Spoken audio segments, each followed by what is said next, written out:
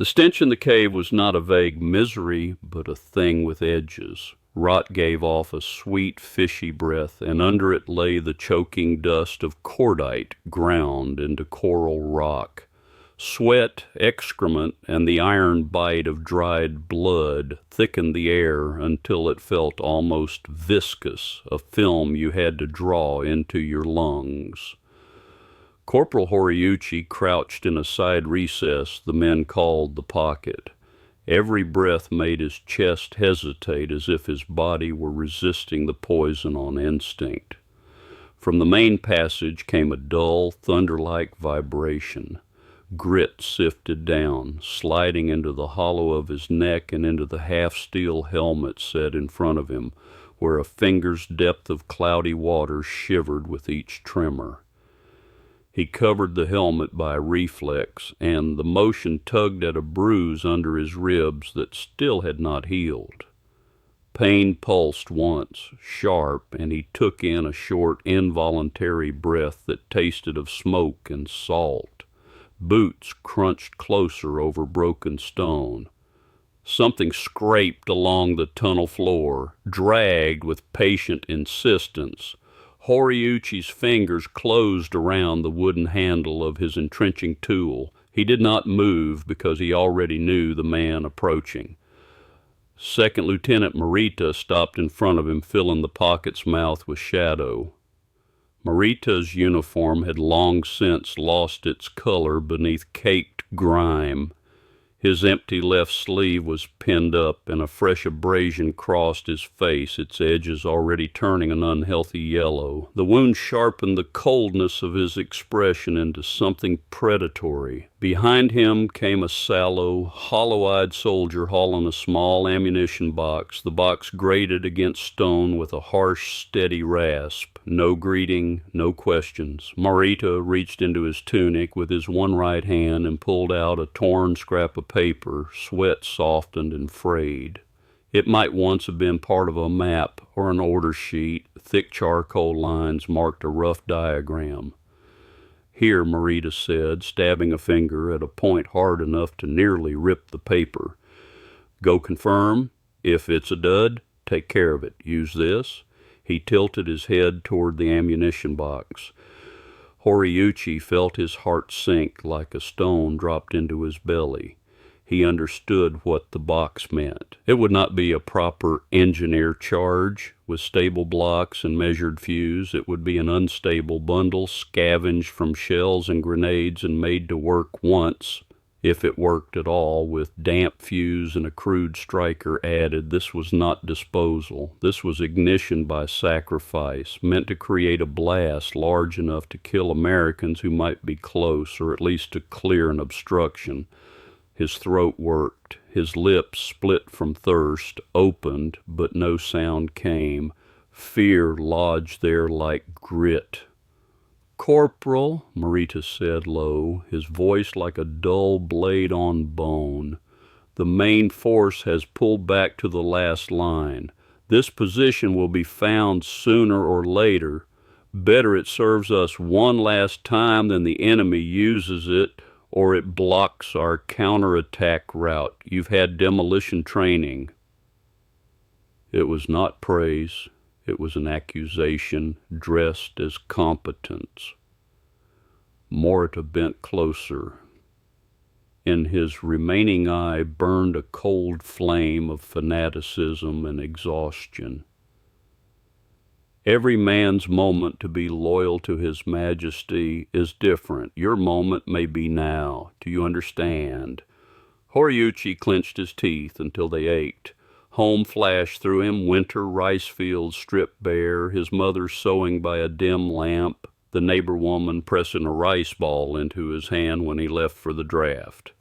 Then nearer images flooded over them, positions pulverized under naval gunfire, incendiaries shrieking down, comrades curled into black lumps after heat cooked them dry. His will to live kicked inside him like a trapped animal, hurling itself at the bars of his ribs. But another force was stronger, trained into him until it felt like bone. The insistence that a soldier's end should be gyokusai, and the officer's stance of command that made refusal seem not merely cowardice but betrayal. He pictured Morita's one eye watching him in the dark, and with it the punishments that waited for men who failed to obey when their moment was called. The struggle lasted only a breath, but it felt endless. At last he lowered his eyes to his filthy hands, nails split and broken, and gave a tiny nod. Morita needed no more. Move after dark. Scout first. If the casing is intact and the fuses visible, try the usual method. If you can't, or it's dangerous, his gaze flicked to the box. Execute the final plan. Make sure it's thorough. He shoved the paper into Horiuchi's trembling hand and turned to the other soldier.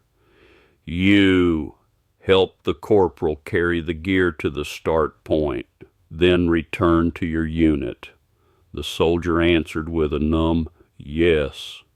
Morita gave Horiuchi a final look that held neither pity nor encouragement, only confirmation, and walked away into the dimness. Horiuchi stared at the scrap. The charcoal showed a small portion of tunnel, an X for the unexploded bomb, and a curved dotted line for an approach route. The paper weighed nothing. It felt heavier than stone. The soldier assigned to him was young, perhaps not yet 20. His eye sockets were deep, his lips raw and peeling. In silence they lifted the ammunition box. It was heavier than Horiuchi expected, heavy with borrowed violence and uncertainty. They carried it through twisting passages, avoiding cracks that might be visible from outside, and set it down at another concealed point closer to the front. The distance was short, the effort enormous. When they lowered the box, both men leaned against damp rock and gulped air that did not refresh. The young soldier looked at Horiuchi as if searching for words. His mouth moved, then stopped.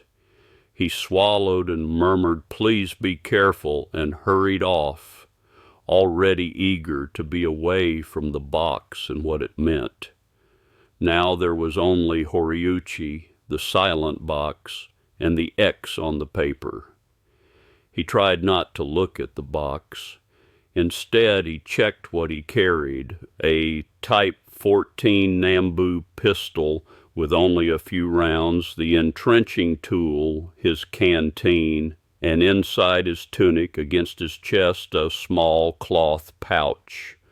Through the fabric, he felt the rounded shapes within, prayer beads. When he left home, his mother had slipped them from her wrist and pressed them into his hand. Old dark wood, each bead polished smooth by years and by her fingers. The cord had been replaced once, but it too was worn.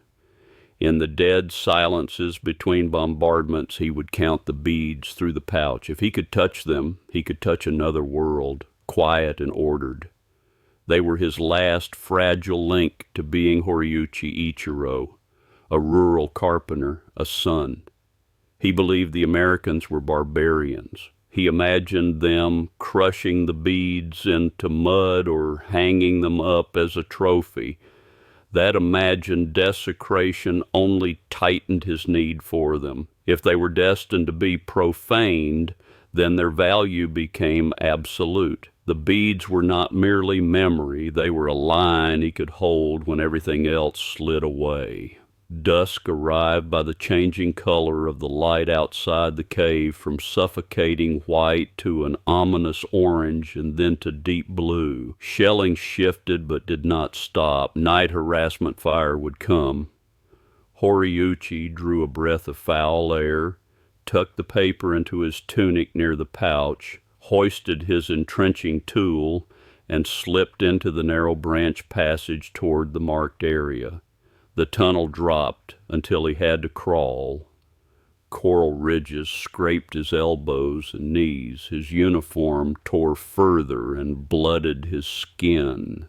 The air grew more stagnant, and beneath the cordite smell he caught a faint chemical tang that made him uneasy, as if some unfamiliar agent had seeped into the stone. He wriggled into a wider collapsed chamber where a huge fissure split the ceiling, letting in a sliver of light and, with it, danger. A stray round could come through that opening. According to the map, the bomb should be beyond, at the end of a short passage near the far side. Crossing the chamber would be the worst part. He waited, then moved when a distant explosion rose. Using it to mask his own noise, rubble bit into his ribs and hips. He crawled slow and strained, his injured side protesting every reach. He was almost at the opposite passage when a thin, sharp whine cut through the darkness. Naval guns. A blast boomed outside, close enough to turn the cave into a drum. The shock wave hit like an invisible hammer. The chamber shook as if it would break apart. Dust and rock poured down. A fist-sized chunk of coral slammed his lower leg. Pain flared and he grunted. Sound flooded his ears, drowning everything. Fear seized him, not as an idea, but as an image of being buried alive.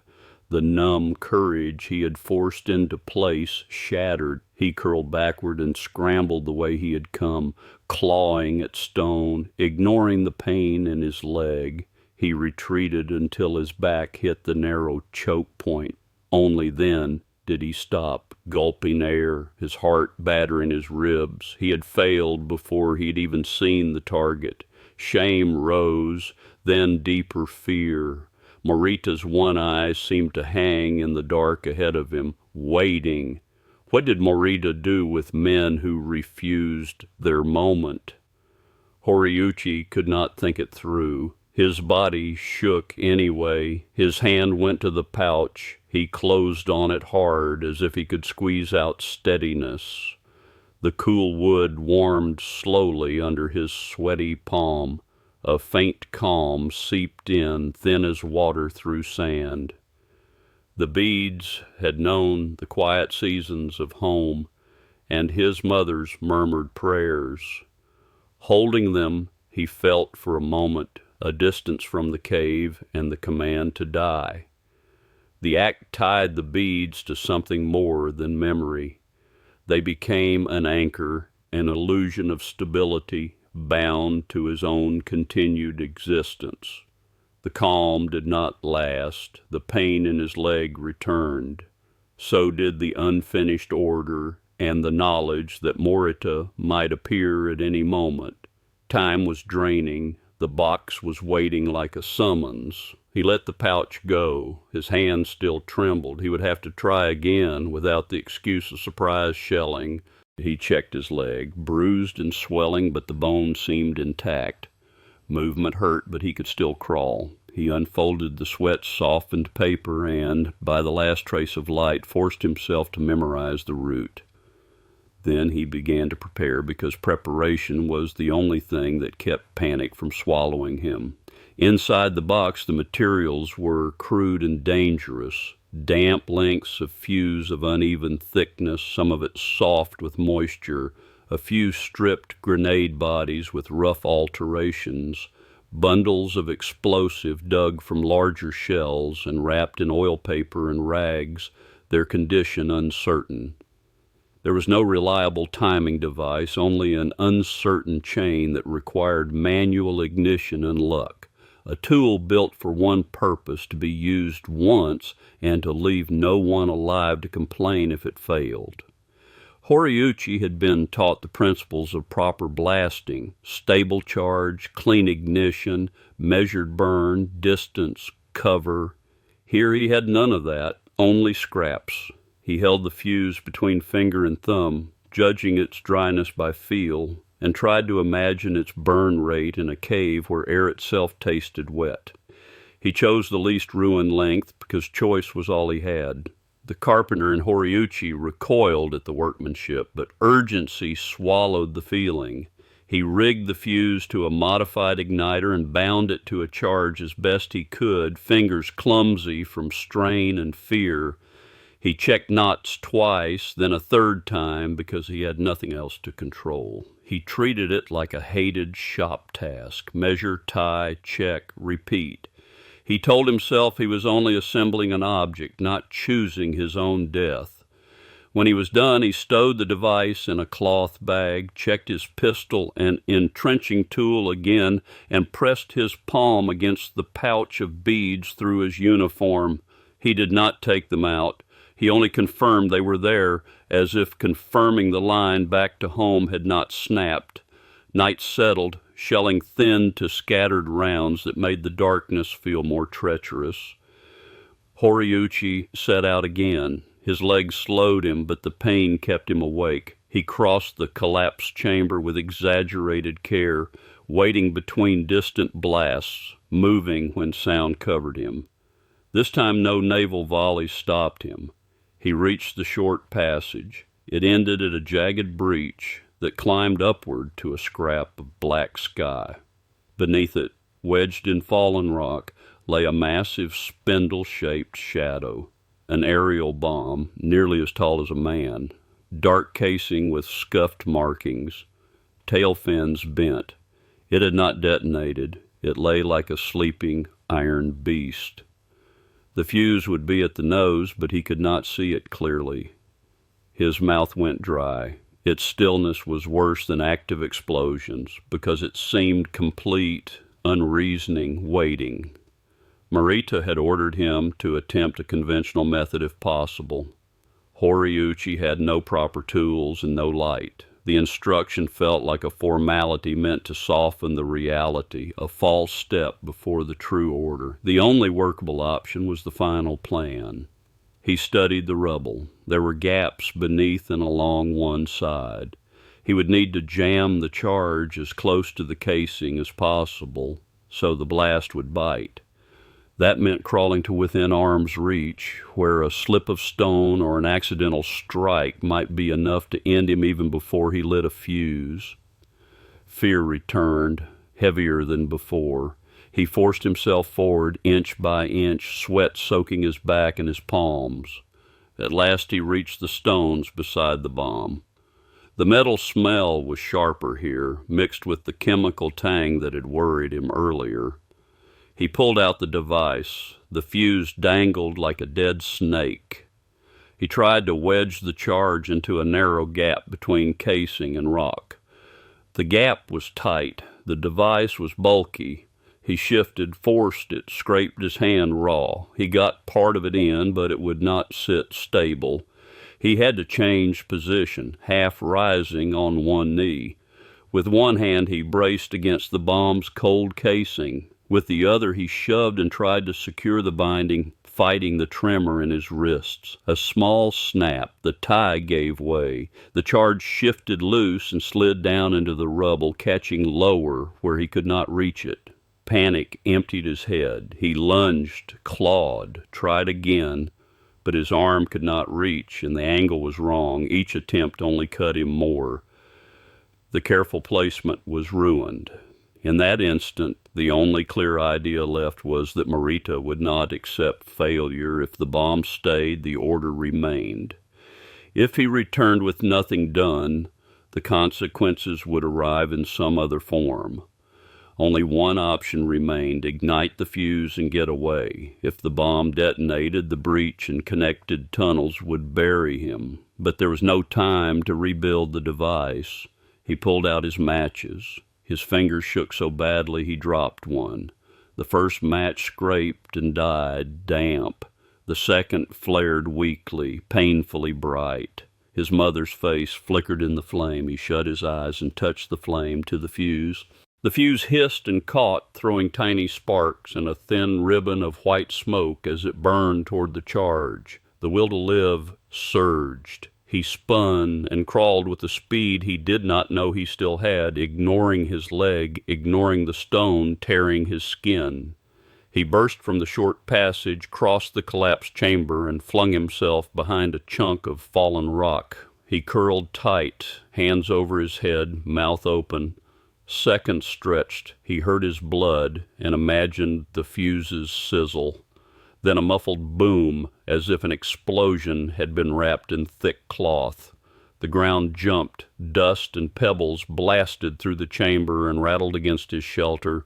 Stones stung his back. There was no heat, no tearing shockwave, no sound of collapse. The charge had detonated, but it had not set off the bomb's main load.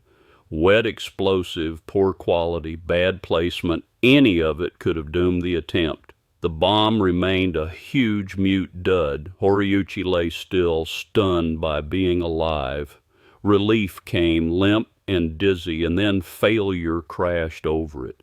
He had wasted the last of the explosive. He had made a noise that might draw attention. He pushed himself upright, aching, his ears ringing in the sudden silence. His hand went to the beads. The pouch was not there. His inner pocket had torn open. He pawed at fabric. Nothing. He turned the pocket inside out. Only grit fell into his palm. In his frantic crawl and dive, the pocket must have snagged on rock and spilled its contents. He looked back toward the breach. In faint starlight and drifting dust, he could make out small dark points scattered on the ground near the rubble by the bomb. Beads. The larger main bead sat at the edge of the bomb's shadow. He stared, hollow. His anchor lay beside the target he had failed to destroy, exposed. He wanted to rush forward and gather them, but his body would not move. He could already feel the trap closing. The sound of his failed blast would travel. Men would follow it. New sounds proved it. Faint English shouts from the side of the cave closer to American lines, and the light clink of metal tools. The Americans were coming. He retreated across the chamber and wedged himself into a narrow observation slit. From there he could see part of the breach and the bomb. He held his breath and stared outward, his heart pounding now for the beads more than for the mission. The entrenching tool lay across his knees, and he gripped it without any plan for using it. Several flashlight beams swept into the breach area. They were steady and controlled, unlike ordinary infantry search. In the pale cones of light, the bomb's casing looked almost polished. Its seams and bent tail fins picked out like a diagram. The beams paused at the nose as if reading the fuse by touch, then moved to the ground and fixed on the scattered beads. One beam moved away, then returned and held longer, as if confirming position and count. The light did not waver. It reminded Horiuchi of the way his mother's lamp had lit her hands when she worked, but here the illumination carried no warmth, only inspection. More silhouettes shifted at the perimeter. Body armor and helmets made them look thick and heavy. Some faced outward on guard. Others watched through binoculars into the wider cave, measuring angles and distances.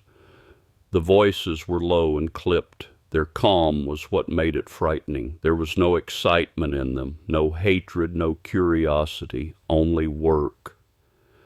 A taller figure approached and dropped to one knee, binoculars raised. Sergeant Major Jackson. From standoff distance, he examined the bomb, the fuse area, and the ground. His binoculars stopped on the beads. He watched long enough that Horiuchi felt exposed, as if the beads themselves had betrayed him. Jackson lowered the binoculars and spoke to a soldier with a notebook and radio. The soldier reported quietly, "Found one MK-82 aerial bomb. Fuse appears intact, model to be confirmed on close check. Ground adjacent to casing contains scattered unknown items. Repeat, scattered unknown items. Small dark spheres, approximately 6 to 8, likely wood, no obvious wiring or metal components tied to bomb. Request guidance on priority handling." A muffled reply came back. The soldier listened, then turned. Rear confirms proceed per standard UXO site clearance. Before evaluating primary target, remove all unidentified, non-fixed site items. A younger team member could not keep impatience out of his voice. Sergeant Major, it's just a few beads, probably dropped by a Jap. Do we need to burn time on that? Infantry's asking when this route will be cleared. Jackson kept his gaze on the area and answered evenly. Miller, our job isn't to decide what it is. It's to decide what it could be. Until confirmed harmless, any unidentified object is a potential threat. It could be bait. It could be part of a trigger. It could be something that makes a man slip, step wrong, and die. Clearing threats is procedure. Procedure doesn't judge value. It manages risk. Tell infantry safety takes time. Rushing doesn't make a bomb safer. Miller fell silent. Jackson issued instructions. Hanson prepped the long reach clamp in the isolation box. Miller, log it, coordinates, reference point 1.5 meters northwest of the UXO, description, small, dark, spherical object, suspected wood, count pending, initial assessment, not typical device structure, but remove to rule out association and clear the work area. Action code, remove foreign object alpha. Hanson opened a gear case and assembled an extendable metal pole with a rubber-lined clamp. A small metal box labeled isolated was set open at safe distance. Miller began filling out forms on a logboard. The pencil scratches small and methodical. Horiuchi watched, confused in a way that made him cold. No one laughed. No one reached down with a bare hand to pick up a bead. They behaved as if the beads were a component of death. Hanson extended the pole. The clamp opened, moved toward the nearest bead with slow precision, closed, lifted, and carried it to the isolation box. The bead landed inside with a soft tap. Hanson released, retracted, moved to the next. One after another, the beads were lifted and placed away. Jackson watched through binoculars, correcting angles. Miller marked each transfer, turning his wrist as if checking items off a supply list. When the largest main bead was lifted from the edge of the bomb's shadow, Horiuchi's breath caught. That bead had carried his mother's warmth and his own terror. Now it hung in a metal jaw and traveled through flashlight beams into a box labeled isolated. In that moment, he understood what was happening. In these men's eyes, the beads were not faith, not sentiment, not even a trophy. They were an unidentified object in a work zone, a potential hazard to be removed, recorded, assigned a code. Their meaning had been flattened into a description line, a count mark on a clipboard. Foreign object removed, logged and contained, Hanson reported. Jackson nodded, lowered the binoculars, and shifted his attention to the bomb. Good. Now the primary target, standard sequence. Begin fuse identification from standoff distance. Miller, notify rear. Foreign object removal complete, proceeding to bomb disposal phase. The team moved on as smoothly as changing channels. The sealed isolation box was carried back and set among other equipment. No one looked at it again. Their world was now the bomb, its fuse, its threat. Horiuchi sagged against rock. The entrenching tool slipped from his hand and tapped stone softly. Outside, no one reacted. He had imagined the beads being crushed or mocked, ending in anger or shame. He had not imagined this, a sterile handling that erased meaning without touching it. His sacred object had not been insulted. It had been processed, absorbed into a system that called it a foreign object, and then forgot it. The emptiness that followed was worse than rage. The mission to die had failed. The last comfort he owned had been taken into an impersonal order that did not even recognize it as comfort. For a time he had kept one thin thought of charging out and dying in a last act. Now even that thought dissolved. Charge out to do what? Argue with procedure. The Americans began the careful work on the bomb. They used longer probes and mirrors to inspect the fuse without approaching. They measured, adjusted, checked again. Radio traffic carried clipped technical phrases. Their movements were coordinated, each step controlled, risk broken into manageable tasks. The cold efficiency stood in ruthless contrast to Morita's command, to the crude suicide device, and to the tearing of one mind between terror and obedience. Watching them, something in Horiuchi burned out without sound. He did not want to die anymore, not because he saw hope, but because death offered no meaning against a mechanism that would simply log it and move on. Time passed in the slow rhythm of disposal work. At last, a release of breath, a few brief words. The fuse had been removed safely. The team gathered tools and did a final check. Flashlight beams withdrew. Boots receded. The chamber returned to darkness. The bomb, now made safe, still lay wedged in rubble, a huge neutralized threat. Horiuchi stayed hidden until he was sure they were gone. Then he dragged himself out. Stiffness in his joints, pain in his leg. He did not approach the bomb. There was nothing there for him. He turned back through the tunnels with one dim intention: get away. Near the pocket chamber, the cave had changed. The soldiers who had been there were gone. Only discarded debris remained, and the rot stench had grown heavier. He did not find Morita. He did not find any officer. Perhaps they had died deeper inside. Perhaps they had withdrawn. Horiuchi had become a forgotten part, a piece left behind. Over the next days, perhaps weeks, he drifted through the cave maze. He hid from American clearing patrols and from Japanese stragglers still trying to carry out death orders. He lived on traces of standing water and a stubborn instinct that surprised him.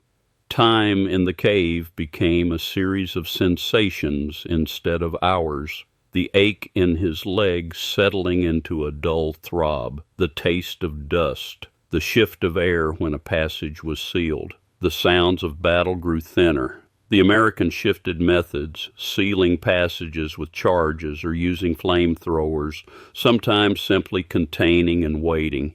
Despair seeped through the cave like dampness. The shock of seeing the beads processed did not free him. It unmoored him. When he reached for the pouch that was no longer there, his hand found only cloth and emptiness, and the emptiness felt permanent. Eventually, during a coordinated clearing, Marines found the niche where he crouched. Flashlights pinned him, rifles aimed, voices barked in English. He sat staring, neither raising his hands nor reaching for the rusting, entrenching tool. A soldier kicked the tool away and hauled him out. Horiuchi did not resist. He was searched. His torn uniform and empty pockets held nothing. They brought him up into sunlight that stabbed his eyes until tears came. Then they marched him to a temporary POW enclosure. The camp ran on another orderly system: intake, numbers, categories, a quick medical check, barracks assignment. Everything was procedural, tired but efficient. Horiuchi received a number, a rough uniform, rationed food and water. He followed instructions mechanically, speaking little. He later saw Morita's name on a list of killed or missing and felt nothing. Meanwhile, the beads continued their own path. Through procedure at the disposal site, they were tagged and sent back with other isolated battlefield recoveries to an inspection point near the beachhead. An ordnance specialist and an intelligence NCO examined them together. They confirmed the beads were wood with no hidden cavity or carved markings. The cord was ordinary cotton. No toxic residue, no chemical trace of interest. They were classified as harmless personal property, enemy non-sensitive.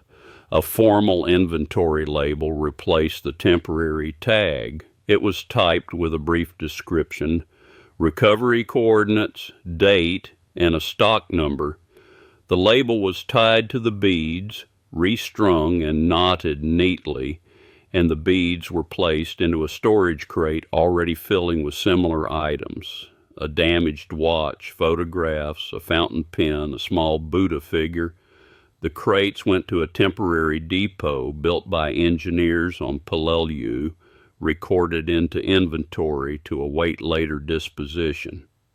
War moved on, and such objects disappeared beneath more urgent reports and piles of material. The beads became one line among many, a number that could be filed, misfiled, and rediscovered only when someone decided the backlog had become inconvenient. When fighting ended on the island, administration continued. POWs were moved rearward. Life became roll calls, labor details, waiting.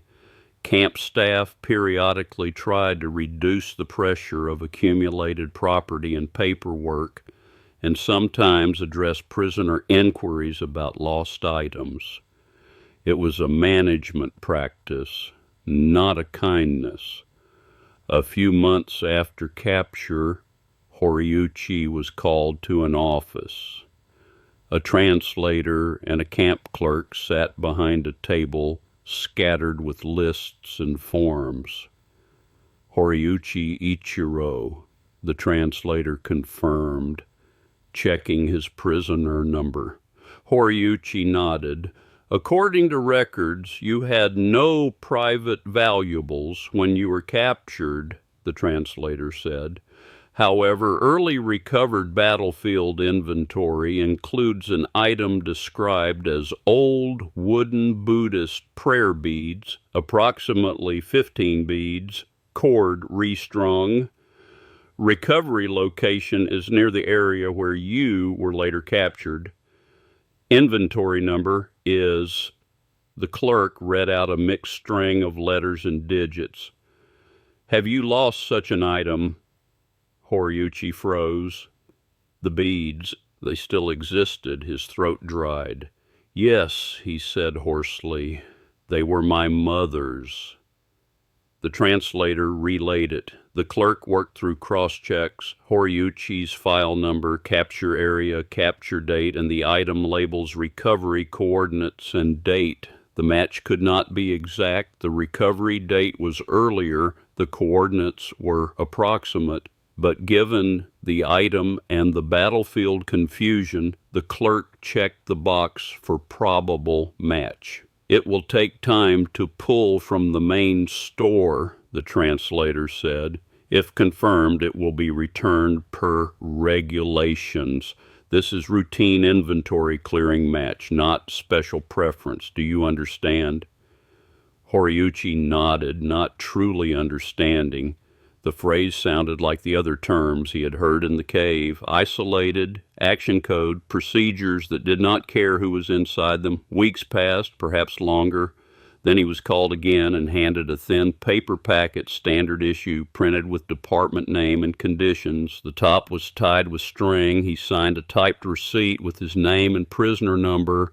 Under item, the clerk had typed, wooden prayer beads, old, 1 string. Under reason for return, routine inventory clearing match. Back in the crowded barracks, he sat in a corner and untied the string. The beads fell into his palm, the same dark wood, the same smooth roundness, the cord tied into a neat knot. They looked almost unchanged, but when he moved them between his fingers, the feel was wrong. The cold wood would not warm. His fingertips could see the metal clamp lifting them, the soft tap inside the isolation box, the typed label and its dead number. The imagined sound of his mother's chanting was gone. In its place was the silent hum of procedure, forms turned, radio reports delivered in calm voices, latches clicking shut.